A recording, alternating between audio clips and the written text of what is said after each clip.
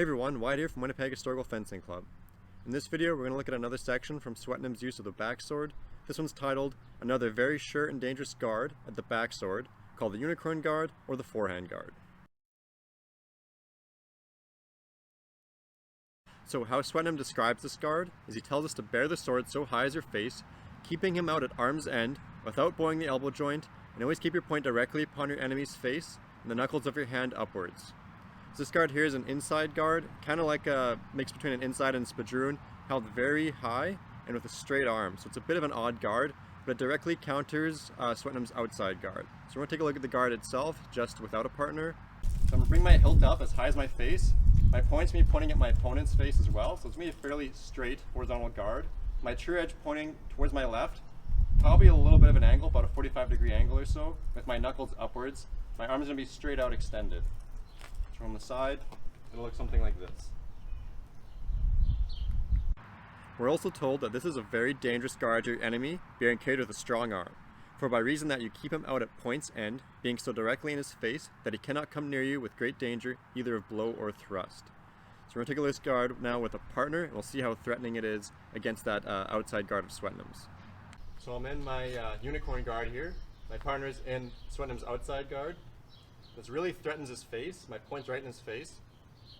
So I can lunge in with a thrust, straight in, or I can disengage around his sword, getting opposition on his blade, and come in with a cut to the head.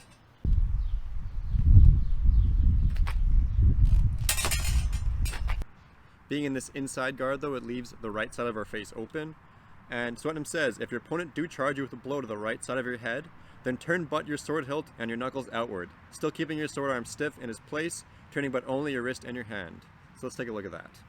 So from the unicorn guard, this leaves the right side of my face exposed, so you can disengage around and cut at the right side of my face. I'm just going to turn my wrist, still leaving my arm fully extended.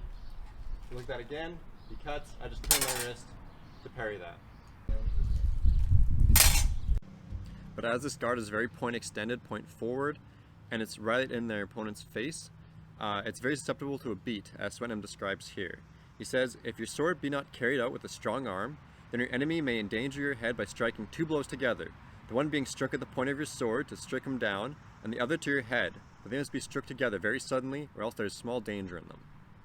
So when I'm on my outside guard, he's in unicorn guard, I can beat his point out of line and then quickly strike to the head.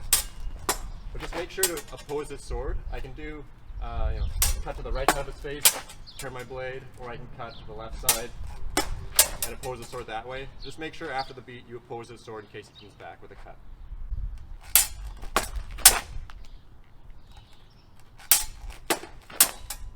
So one thing I want to mention that Swetnam doesn't is just how to hold this unicorn guard in a way that'll help kind of dull the effects of that beat. So from my unicorn guard, if I leave it horizontally, that exposes the flat to get beaten down. Or if I'm too horizontal, you can beat the flat to the side as well. Try to hold it about a 45 degree or so. That'll keep the true edge opposing his sword a little more. It's a little harder for him to beat it out of line. But we're also told how to counter this beating action. We're told that if you're wary and watching when he makes his first blow, suddenly pluck in the point of your sword to you, and so with that, slip his first stroke, he will overcarry him, so that if you turn an overhand blow to his head, you may hit him before he can recover his sword to strike his second blow, or defend himself lying in this long guard. So I can counter that beat just by slipping my sword out of the way. So he goes for that beat, I just slip my sword, bringing the point back, and I can go straight in for a cut down to the head. So that concludes this video on the unicorn guard or the Fore-hand guard. If you're interested in seeing some sparring footage, check out Spider Swordsman on YouTube, link posted below in the description.